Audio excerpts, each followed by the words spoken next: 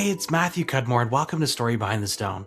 Today we're joined by Quinn Duffy, a longtime game director whose work on titles includes Relic Entertainment's Company of Heroes and Microsoft's Age of Empires. He's shaped how millions of players see military campaigns and conflicts dating back to the High Middle Ages through to the Second World War.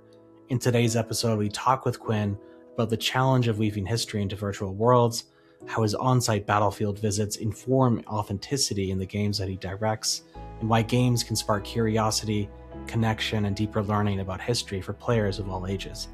Quinn, thanks for sharing your passion for storytelling and the leadership that you bring every day to the gaming industry. And to our listeners, thanks for tuning in.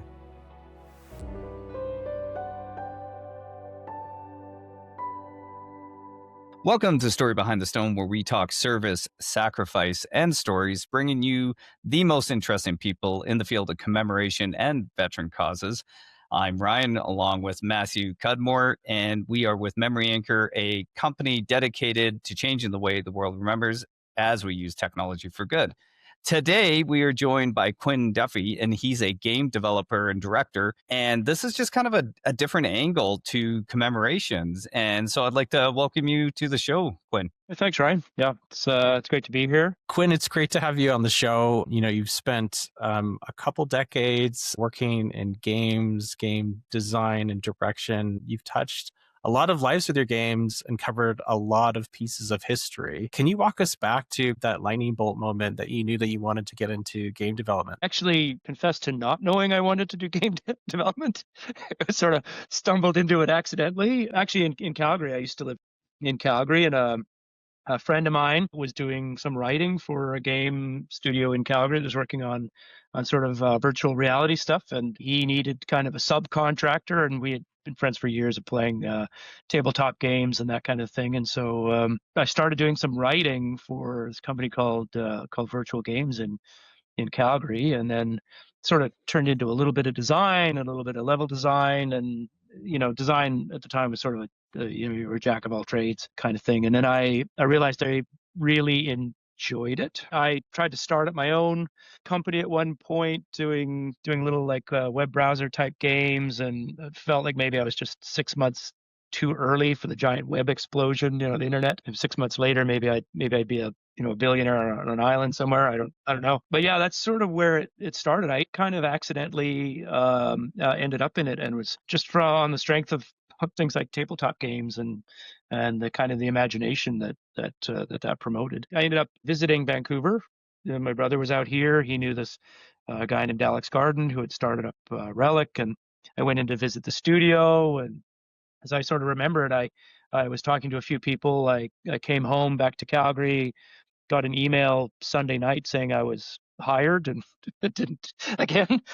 didn't really know I was really interviewing. So that's sort of the way things were in the 90s, and ended up moving out to Vancouver, and I spent more than 23 years at Relic, and working on strategy games, Company Heroes. I think most prominently is probably my favorite development experience at Relic was building those Company Heroes games. And here we are in 2025, and still in games. Tell us a little bit about the scale of what you worked on. Spent some time at Microsoft as well. Would love to give listeners a sense of what it is that you put together. I started it, working on strategy games, kind of the heyday of strategy towards the end of the 90s. I worked on the first Homeworld. I worked on a game called Impossible Creatures, and then the studio was pitching this World War II game kind of based on Saving Private Ryan and Band of Brothers. And we really wanted to bring something more experiential to the genre. I think the RTS games tended to be very, very numbers and very analytical and sort of rote, and specific build orders, and you had to build this thing within this second.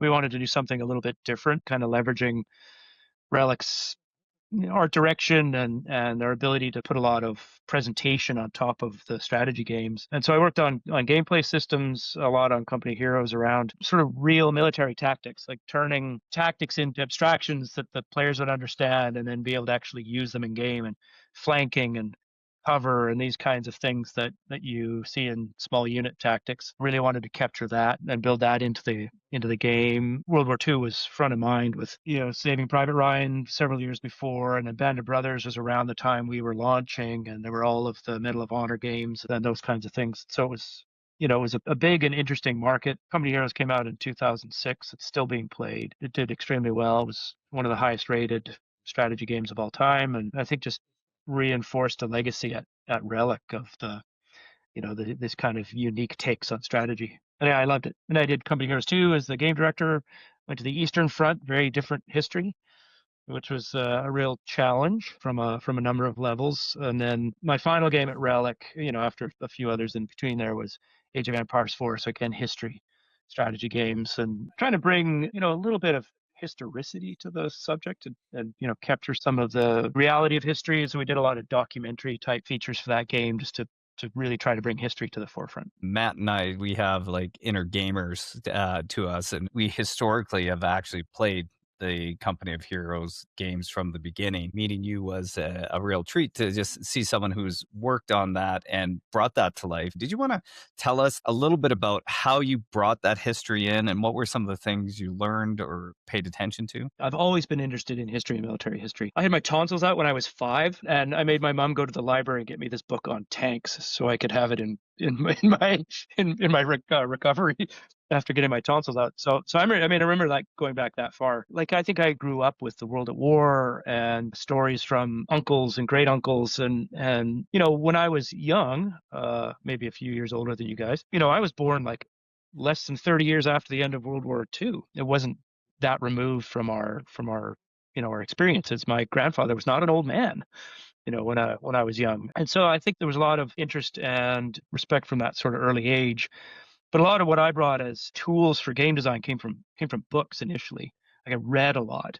And so I tried to go outside the typical Hollywood references. And I mean, there's plenty of Hollywood references in our games. So, don't get me wrong. A lot of what I tried to pull in was from books and just immersing myself in the reading and the words of the veterans and the people who experience combat. And so I knew that one of the ways I wanted to bring a little bit of authenticity to the experience was to actually visit these locations. So especially for Company Heroes 2, set on the Eastern Front. And so we did a big trip and went to St. Petersburg, former Leningrad, to kind of capture the initial first several months of the war in the Eastern Front and multiple years of the siege of Leningrad, and kind of get a sense of the scale and scope of that conflict. Then we ended that trip in Berlin, and on the Zeylau Heights, and in the Polish-German border and Kustrin and places like that, which is the end of the war in Europe with the Soviets and the Germans. It was a chance to kind of walk the battlegrounds. I know you guys have done it, but there's something quite incredible about walking a battlefield even decades after. There's something unique about it. Imagine that experience on the ground that you're walking on. There were technical things that we could see, the texture of the wood on Russian buildings, and then there was the experience of just being there, on the battlefields around Leningrad, Sinyavino Heights, and what the ground looked like and how it felt. And we were there in February to kind of experience the sort of the winter. I think it just helped us build a more authentic experience, having been to those locations. We carried it, not to go on too long, but we carried that into Age of Empires as well. We visited southern England. We went to Hastings and Portsmouth and Portchester and Dover Castle, and we went to all these locations. We were sort of scouting for stuff.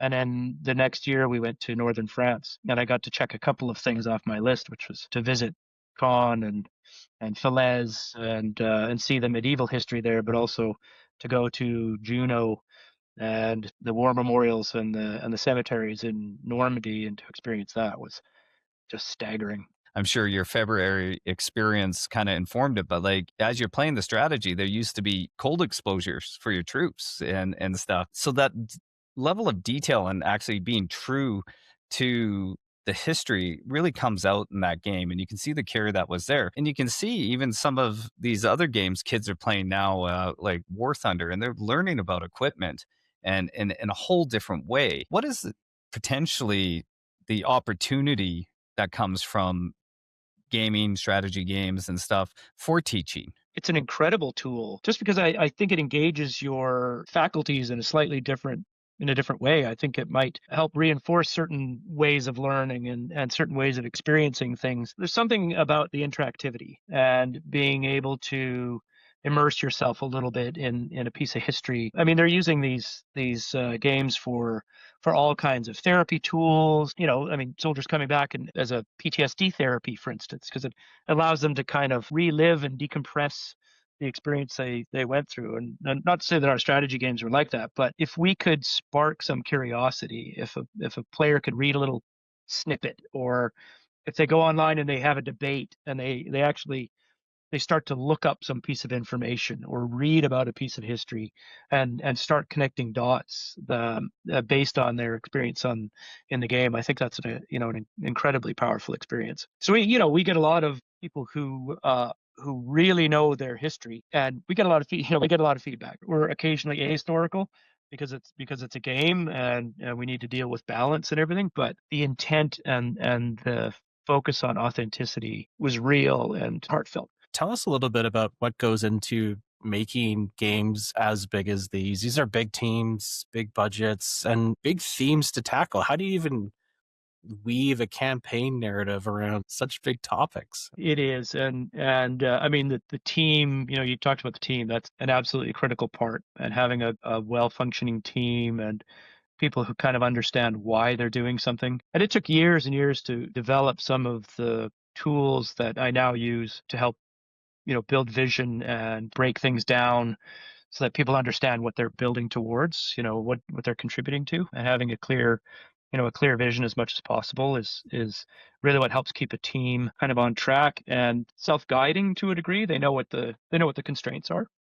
And that really helps. You're not sort of chasing people all over the world trying to rein them in. Once you've done a couple of games as well and you've had that practice and you know how people work together and people know what they're building towards, that clarity becomes really, really, really, really key to building these games. But yeah, that vision it starts with a lot of work. It takes a lot of research. It takes a lot of meetings and discussions and collaboration and wordsmithing, and like there's all these things that go into trying to build a cohesive vision. Maybe even before you start pre-production, just try and narrow down what it is you're going to build, and then and you gotta figure out how to keep 100 people in line around building one of these games, because they can be substantial. And our games would be small potatoes these days. Like some of these teams have 800 or 1,000 people on them. There are multiple studios all over the world contributing to, the Call of Duties and those kind of games these days. You must leave a lot on the cutting room floor. Do you have to do a lot of editing? Is there anything that you wish that would have been included in either of those series? No, I think more often than not, it's probably tried to do too much. Games have this kind of challenge, especially when you're doing sequels, that the audience expectations are that you will do everything you did in the first game plus all this new cool stuff. There's this habit over time that they get bigger and more complex, and that's not necessarily great for the player or the audience. So sometimes it's kind of like how do we build expectations around sort of simplifying and making a game experience that isn't overloading the players. To get to a point in games and in other art forms where there's nothing left to remove, I think you've reached something perfect. So there's probably things I would do to simplify more than stuff I would add. There's a lot of like things you regret not doing, maybe certain directions. Like the story for Company Heroes 2, which we did on the Eastern Front, was not the story we wanted to do, which I really regret not being able to fight that battle a little bit more. We use some of the concepts that we were thinking about for Company Heroes 2 and Age of Empires 4 in terms of that past present kind of idea. And so that's something I sort of wish it hadn't been left on the cutting room floor, so to speak. What have you learned makes a great game? Games that I've worked on and games that I enjoy is that the gameplay mechanics have context. Things don't feel super arbitrary or contrived. Like that was one thing about Company Heroes, is that most of the game mechanics were derived from reference.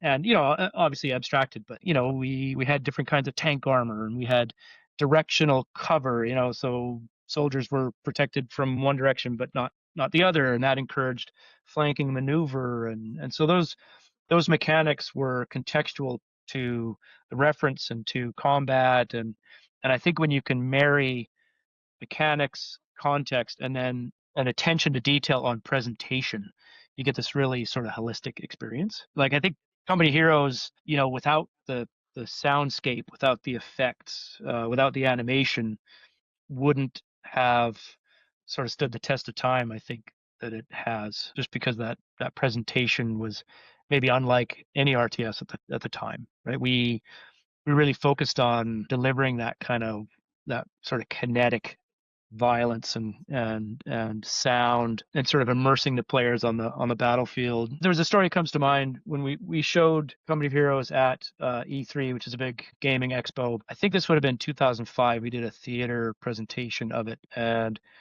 we had big subwoofers, and we showed in engine, like it wasn't a cut scene, it was actually in the game engine. It was the combat scene and stuff blowing up and buildings collapsing and the whole bit.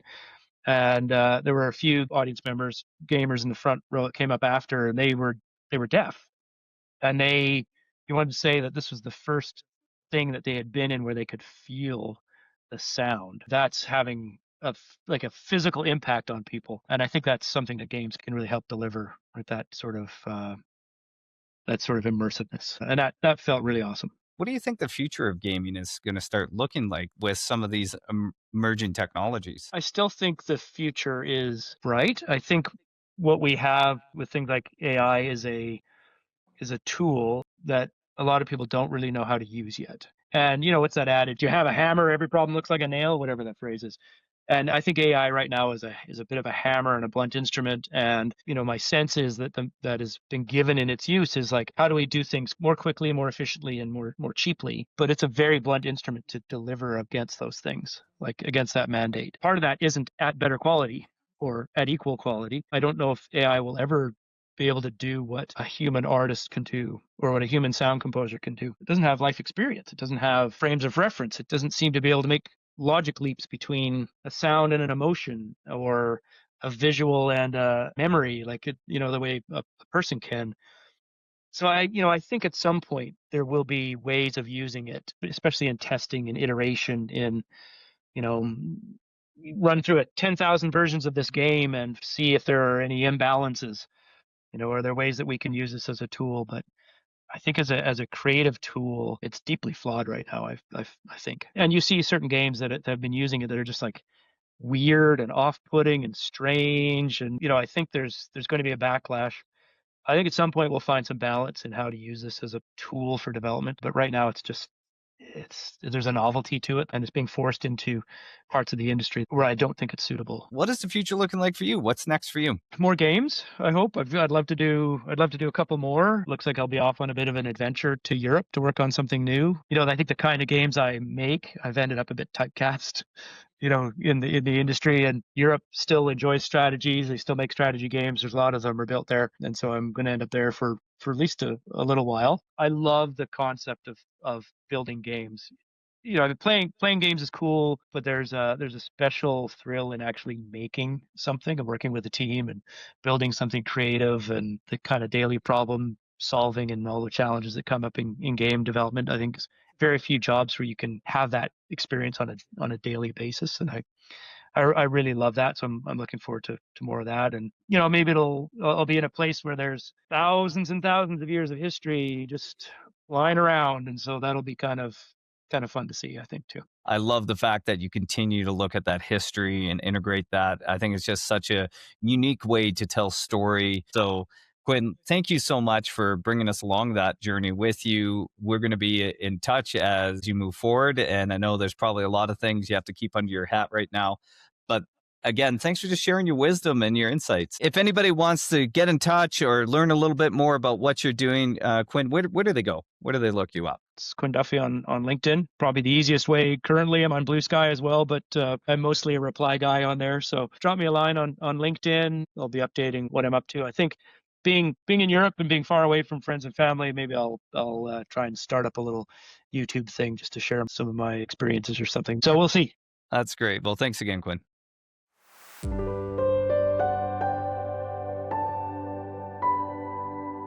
Thanks so much for tuning in. Story Behind the Stone is available on Apple Podcasts, on Spotify, and on the Reach Across America radio network, on iHeartRadio, Audacity, and TuneIn. Just search for Wreath. Thank you for tuning in.